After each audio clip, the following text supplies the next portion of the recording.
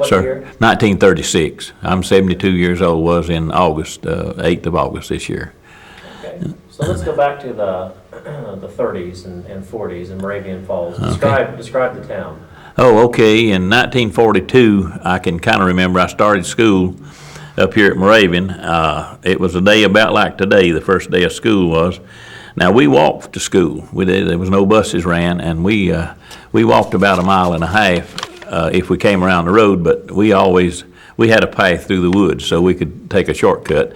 And we came out down there at where James Pennell's had a garage. It used to be a Jeep place. We walked and came through there.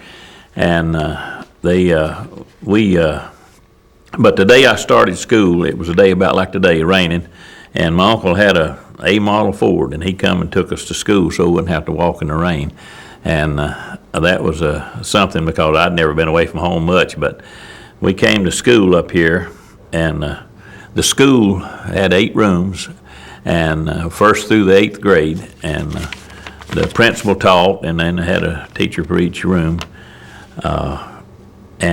We had, each room had a big old potbelly stove, had to have wood or coal, and they had outdoor toilets. They had one on one side for the ladies, and they had a shield built around, and then had one on the other side for the men. And we didn't have a lunchroom. If you had anything for lunch, you had to bring it with you. Mother would fix us a little old sandwich of some kind, and maybe a piece of cake or something. And so I can't remember the first year that we had a lunchroom, but they had one little room, and they finally decided to have a lunchroom there.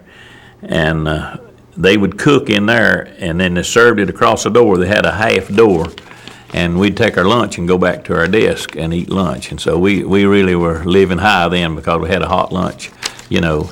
And if you got in trouble, you had to cut wood or bring in wood for each room or for coal, and you'd go split wood. And a lot of the guys, if they got in trouble a little, they'd have to go and split wood or carry wood. That was one of the punishments, and there's a little more than dusting erasers or something, so we had to get in wood and that kind of thing. And then I went to school here through the 5th grade, and it was such a hassle to walk, and my dad talked to Mr. Eller, and he let us start going to Wilkesboro when I was in the 6th grade. So, but our downtown Moravian Falls, we used to come down, and Doc Davis's store was right up here on the right, about where the cafe is now, somewhere right along about there. And then there was a big old building where you turned out that road. There was nothing in it then. It was one time was a store, but Doc Davis had a store, and we'd come down and get drinks and candy and stuff in the afternoon before we went home. Then Scroggs and Company store was just past where the fire station is. It was a big old store, and it was right. The porch was right in the edge of the road. The cars went by, you could about touch the porch, and that was so the wagons in years past, they could just pull up and load or unload right there in front of the store. And the road forked right there, and where the run-in is up here, there was a big old house. I can't remember the name of it, but it was a huge big old house. And excuse me just a second. Do you mind? Okay. And some of them said there was they could see somebody in the window. A lot of times, you know, they claimed it was haunted. I don't know if it was. The kids used to talk about that. But the old Yellow Jacket office was still there. The building where they printed the paper. I don't remember them printing it, but I have some of the papers. It was a political paper and had a tremendous following in his time, Mr. Laws. Tell me about, you mentioned a little while ago that he had several pen names. Oh yeah, he wrote under different names, and he'd had like 5 or 6 different articles, and it was like it was a different person was writing it, but he wrote them all. And he was really good. He could keep each thing going as kind of a serial, I guess. And he picked up some man over way up about Tennessee somewhere, and he said he'd like to meet so-and-so, and whichever guy it was he wanted to meet, why he just told him that's who he was, and went on with it. So, but he wrote several different articles. I I wish I'd have brought the paper. You might have enjoyed reading it at that time. But I can't remember the circulation of it, but it was in the thousands that he sent out every week that he printed, or every month, whatever he printed, and it was definitely a political paper, and so. Let me stop you just for a second. Sir, okay. I had a question about that, though. You had several pen names. I mean, would he kind of argue a couple of different sides on a debate, or why did he do that? I don't know exactly why, but he was a one-man publisher and owner and everything of the paper, and like I say, he wrote in different pen names, and I don't really know why. But I've heard my dad talk about him a lot, because my dad knew him, of course, and I knew him, but just when I was a boy. But he wrote under several different names, and I'll try to look that paper up and let you see it sometime. It'd be interesting to read, because he wrote what he thought, and a lot of it was on world events or whatever, how he thought about the economy, or whoever was in office or whatever, but he had a lot of different names, and it was real interesting. He evidently was a pretty smart man. He had to be. And he had the first car that was ever in Moravian Falls. He the first one in Wilkes County. He had the first car, and so he was a pretty wealthy man at that time, I guess. And he did a lot of good for Moravian Falls. He gave the land for the community house, and I don't know what all else, but he was real civic minded as far as community was going. Any other community figure or personality that you can remember back then? Well, I remember Mary Jo's dad, Mr. Lowe. I used to see him around Moravian, and my dad, he always wanted to talk. My dad knew him and had known him all of his life, I guess, and so we saw him around. And let's see, of course, Doc Davis at the store, and her local doctor lived right out the road here, and of course, he made house calls at that time. If you needed a doctor, why, you just call. And he used to come to my grandmother's. He and my grandmother were first cousins or something. And so he came down there regularly to visit. And one day, my brother and I were getting some leaves for the cow stalls, and he fell and broke his arm. Well, Mother ran down to my grandmother's and told Dr. Bentley that John Tom had broke his arm. He said, well, now, Edna, says, don't get excited. Said, you just go tell Leighton to cut me a board. Says, I'll be up there in a few minutes. Says, we'll take care of it. So my dad laid his hand down on the board and marked it out just on the board, and sawed it out and kind of planed it a little, made it a little smooth. And when Dr. Bentley come up, he laid his arm there and just jerked it out and straightened it and taped it to that board and put a thing, and that was all it ever done. He just checked on him once in a while, and we didn't go to the hospital because it wasn't any use, but he just as calm as could be. And he shook real bad, but when he give you a shot, he'd scare you to death coming at you. But when he got about this close, it was just as steady as a rock. He would never waver if he got real close. But when he started to give you a shot, it would really shake you up, because he was coming at you just like that. But he was a good old gentleman. He lived probably a half a mile out there, and he had his office in his house where he lived. And then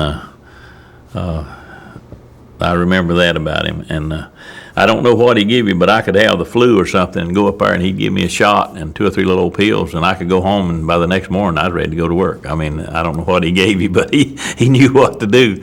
And you might have to get up and change the bed where you'd sweated a lot, but he'd get it out of you in a hurry. And I remember him about that. And do you remember anything about the Depression? No, I was a little after that.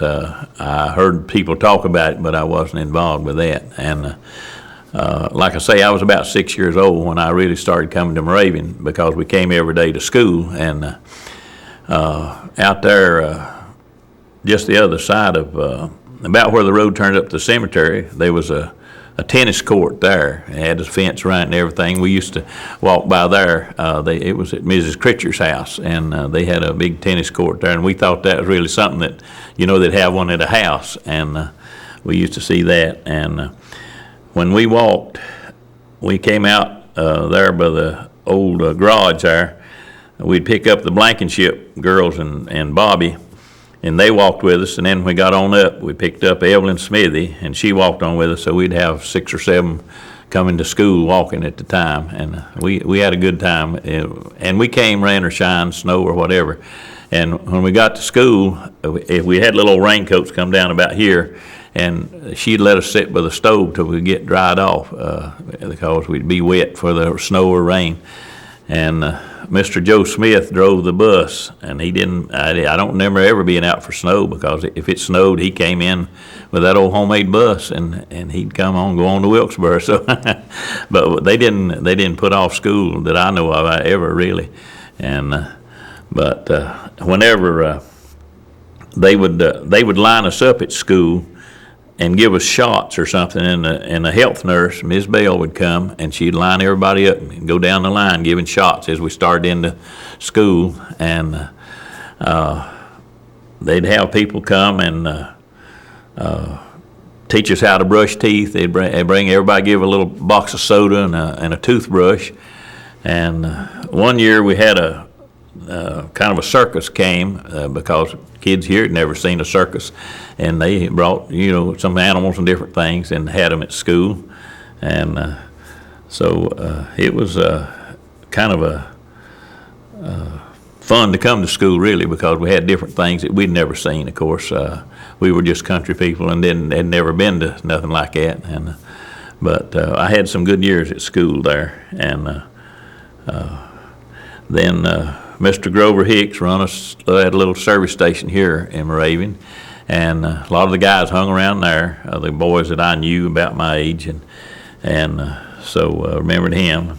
And his wife was postmaster, and so we always seen her at the post office whenever we go there. Now you met, who'd you marry? Sir? Who was your wife? Faye Davis. She lived down near Cub Creek Church, just a couple of miles from here. How'd you meet her? She went to church with us and went to school in Wilkesboro, and of course I knew her through church, and she lived right across from the church, really just across the street from it. And so we met there, and we've been married a little over 50 years. 50 years this past May. So any children? We got 3 children. My oldest daughter was a nurse, and my other daughter is a nurse. She works in the operating room at the hospital. She worked 17 years in the emergency room, and then she went to the operating room, and she's been there several years. And my son works for East Coast Millwork, Arnton Herman, up the old model chair building is where their office is. He works in the office, and he's kind of a troubleshooter for them. All of the truck drivers, he goes in at 9 every morning, and every truck that they have checks in with him when they finish their route during the day. They check in with him, and if they have any problem, he takes care of it. If they have a window that's broken, he'll talk to the man and say, well, would you accept it if we repair it, or do you have to have a new one? If you do, we'll have it there Thursday morning at 10 o'clock. He can tell them where the truck will be and where it is, and so he is that. And you were a postal carrier, right? Yeah, I retired as a postal carrier from the post office up here, a rural carrier. I carried on the Brushy Mountains. So what year did you start doing that? Well, I started substituting for Worth Bentley, and I substituted about 6 years or 6.5 before he retired. And I retired in 2001, so it's probably the late 70s, I guess, or early 80s when I first started substituting. I had 77 miles, and 50 of them was dirt. I had dirt roads, 50 of the mile. And when I left the post office, I didn't pass a store on my route anywhere. I mean, they had one little store on the mountain, and it closed. And if I wanted to drink, I took it with me, or my lunch, I carried my lunch with me, because we never passed a store or a cafe or anything. It was a rural route. I mean, that's all you make out of that. Any interesting stories? I mean, in all the years? Well. See anything kind of interesting? Oh yeah, I saw a lot of wildlife. I've seen hawks catch a snake. I just